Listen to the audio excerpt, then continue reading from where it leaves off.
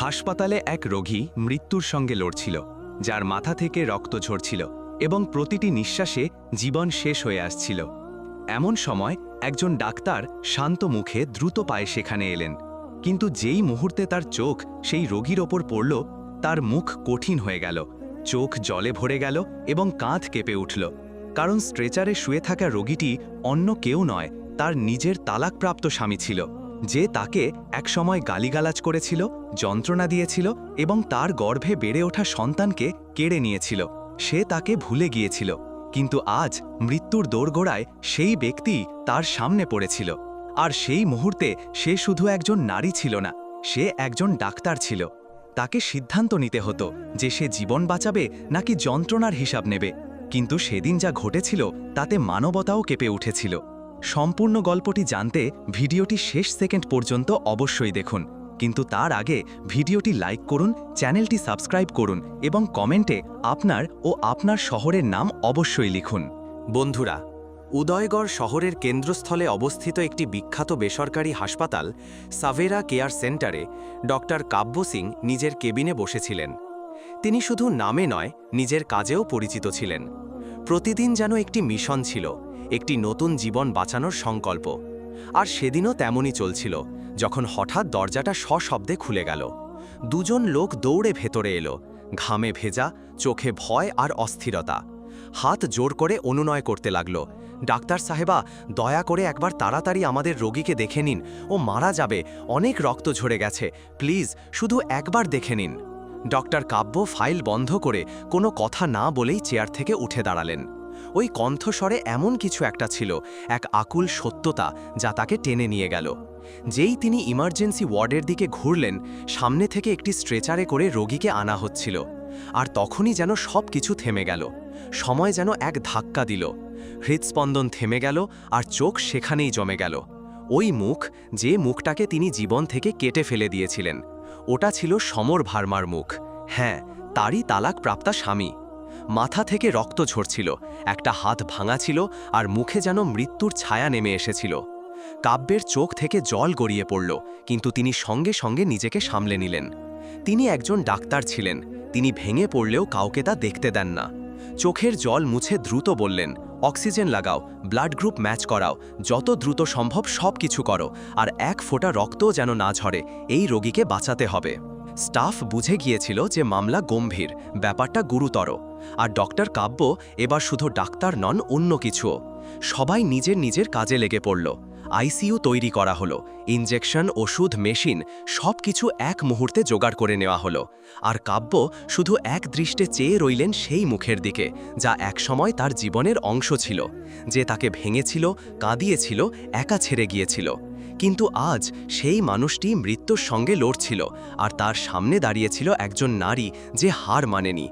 সেই মুহূর্তে সে শুধু একজন ডাক্তার ছিল না, সে ছিল একটি ভাঙা সম্পর্ক, একজন অসম্পূর্ণ মা, একজন শক্তিশালী মেয়ে।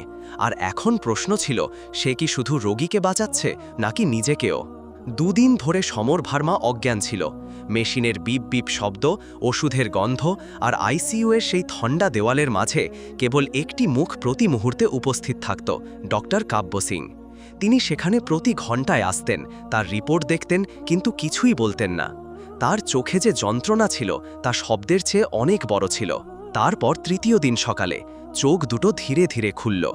সমরের পলক কাঁপতে কাঁপতে আলোকে দেখল, এবং হাসপাতালের ঝাপসা ছাদের চেয়েও বেশি করে সে সেই মুখটাকে খুঁজতে লাগল, যাকে সে বহু বছর আগে হারিয়ে ফেলেছিল। যখন তার দৃষ্টি কাব্যের ওপর পড়ল, যে আইসিইউ এর কোণে দাঁড়িয়েছিল, তখন তার নিঃশ্বাস আটকে গেল।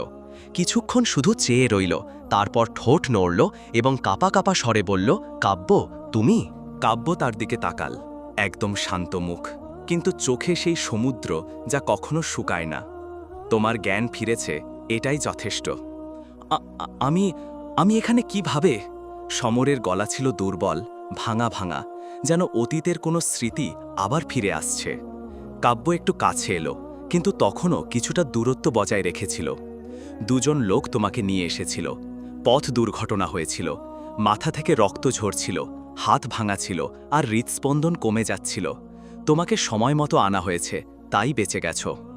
সমরের চোখ থেকে জল গড়িয়ে পড়ল। সে ধীরে ধীরে হাত জোড় করতে লাগল। আমাকে ক্ষমা করো কাব্য, আমি তোমার সাথে খুব অন্যায় করেছি। সেই সময় আমি অন্ধ ছিলাম, আমি ভেঙে পড়েছিলাম, কিন্তু আমি তোমার সাথে যে বিষাক্ত আচরণ করেছি তা কোনো মানুষের সাথে করা উচিত নয়। কাব্য চুপ করে রইল, কোনো উত্তর দিল না। তারপর একটা চেয়ার টেনে পাশে বসল এবং প্রথমবার তার চোখে সোজা তাকাল। জানো সমর, যখন কোনো নারী কোনো সম্পর্ক থেকে বেরিয়ে আসে তখন লোকে জিজ্ঞেস করে কি হয়েছে, কে ছেড়েছে, কিন্তু কেউ জিজ্ঞেস করে না কতটা ভেঙেছ। আমি তোমার সাথে সম্পর্ক ভাঙিনি, আমি শুধু সেই যন্ত্রণা থেকে নিজেকে আলাদা করেছিলাম যা আমাকে ভেতর থেকে শেষ করে দিচ্ছিল। তোমার মদ্যপান, তোমার চিৎকার, আর তারপর সেই রাত যখন তুমি আমার পেটে লাথি মেরেছিলে। আমার সন্তান, যাকে আমি স্বপ্নের দোলনায় দুলিয়েছিলাম, তাকে তুমি আমার কাছ থেকে কেড়ে নিয়েছিলে। সমর কান্নায় ভেঙে পড়ল। আমার কিছুই মাথায় আসেনি।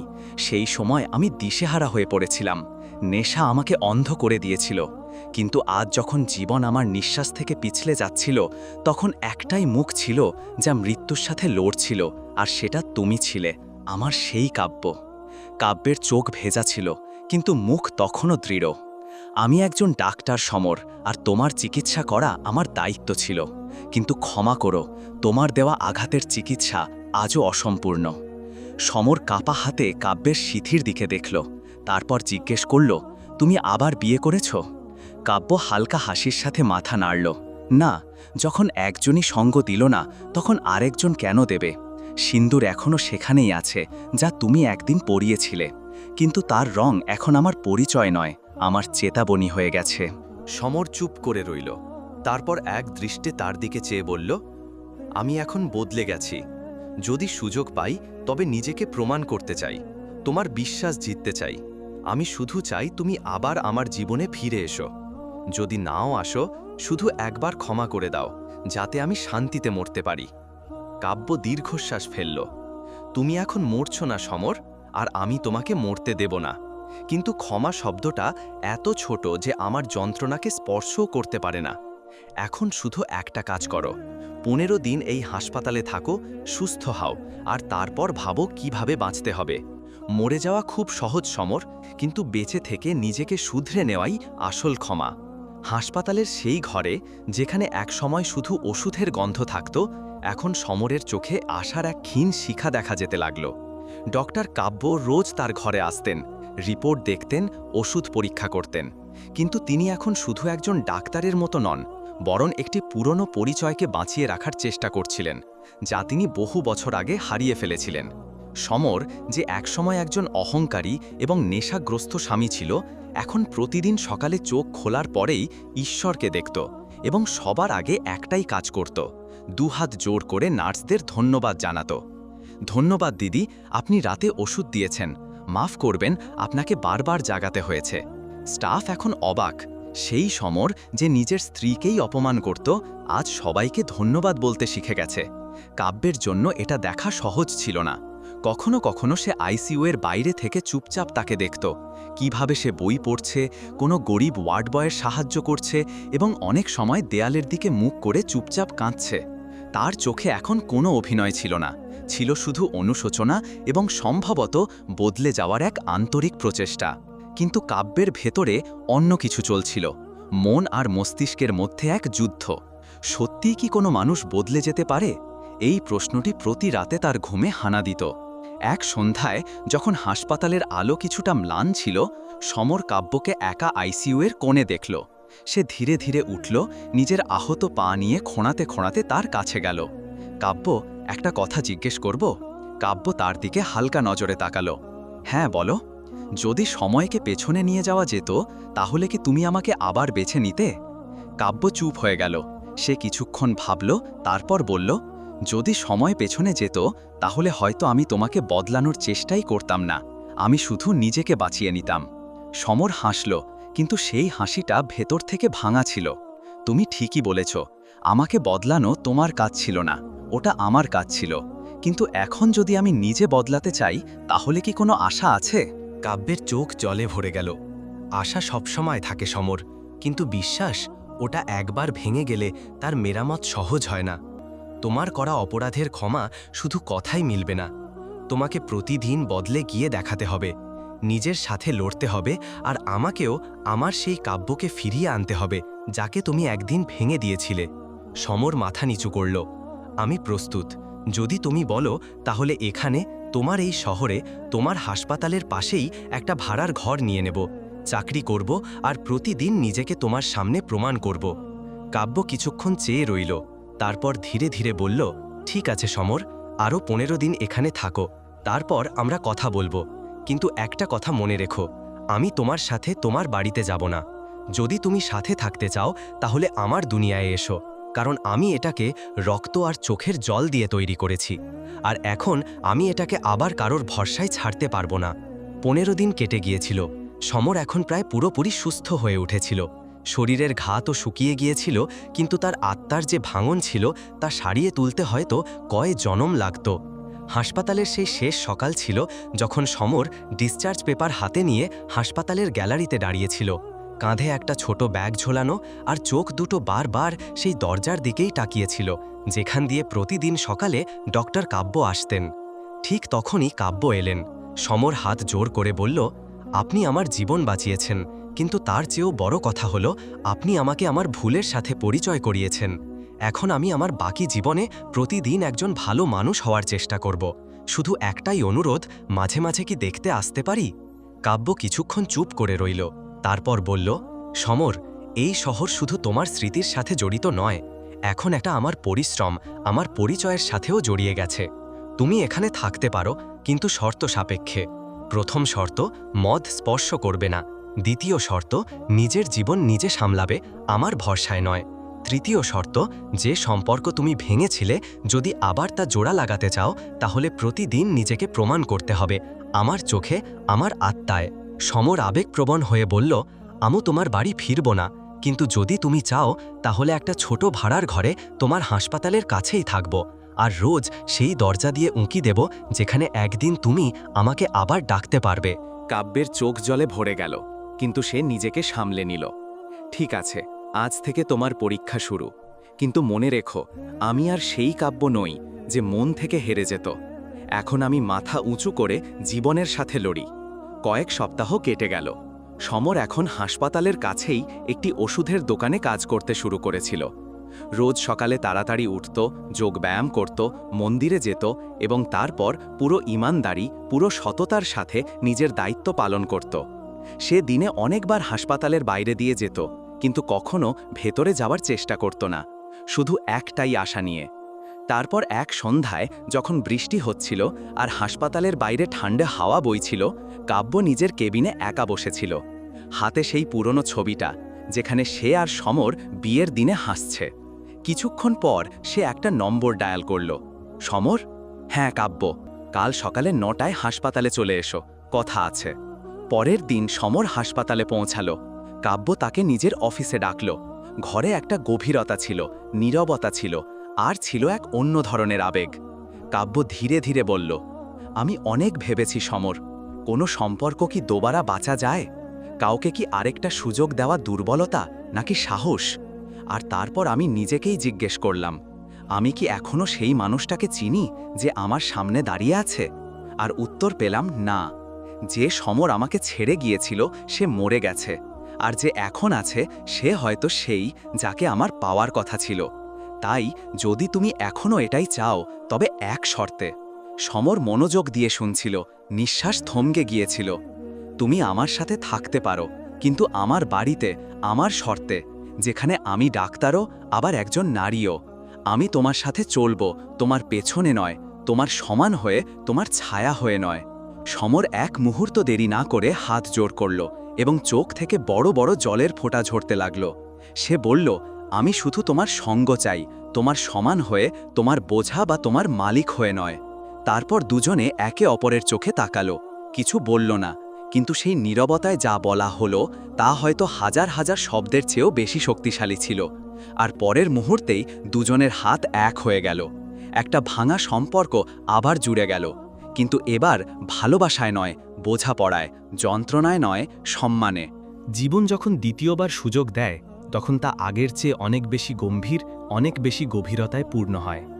কাব্য সিং এবং সমর ভার্মা এখন একসাথে ছিল, কিন্তু এবার তাদের সম্পর্ক স্বামী স্ত্রীর কোনো ফিল্মি পরিভাষার মতো ছিল না।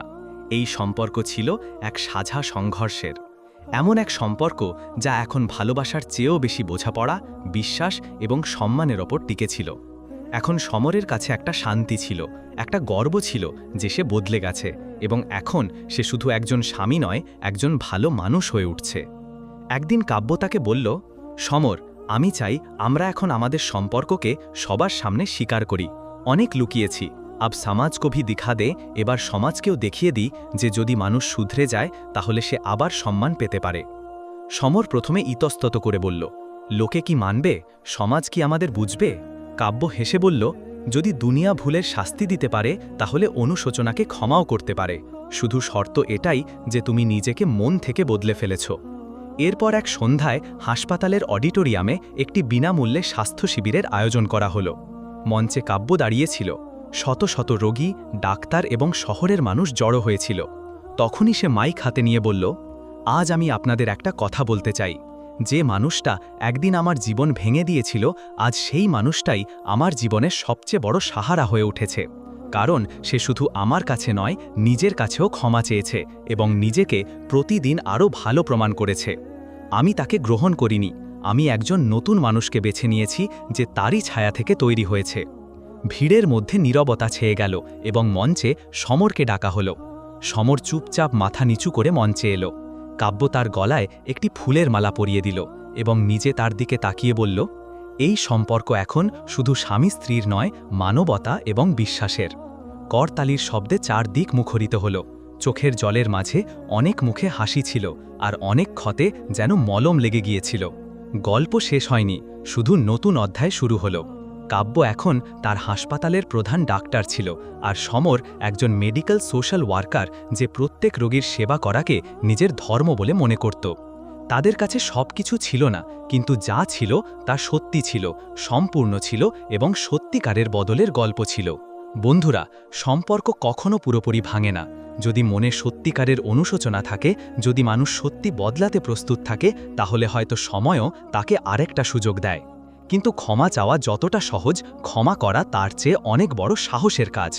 এবার আপনাদের কাছে একটা প্রশ্ন, যদি আপনার সামনে সেই মানুষটা আবার এসে দাঁড়ায় যে আপনাকে সবচেয়ে গভীর যন্ত্রণা দিয়েছিল, কিন্তু এখন সে সত্যি বদলে গেছে, তাহলে কি আপনি তাকে ক্ষমা করতে পারবেন? আপনি কি আবার একটা ভাঙা সম্পর্ক জোড়া লাগানোর হিম্মত দেখাতে পারবেন? কমেন্টে অবশ্যই জানাবেন, কারণ হতে পারে আপনার উত্তর কারো জীবনকে বরবাদ হওয়া থেকে বাঁচিয়ে দেবে এবং একটা শিক্ষা হয়ে উঠবে। আর যদি এই গল্পটা মন ছুঁয়ে গিয়ে থাকে, তাহলে ভিডিওটি লাইক করুন, শেয়ার করুন। দেখা হবে আরেকটি সত্যি আর মন ছুঁয়ে যাওয়া গল্পে। ততক্ষণ পর্যন্ত নিজের সম্পর্ককে সময় দিন, কারণ সম্পর্ক যখন ভাঙে তখন শুধু শব্দ হয় না, একটা জীবন চুপচাপ ভেঙে চুরমার হয়ে যায়।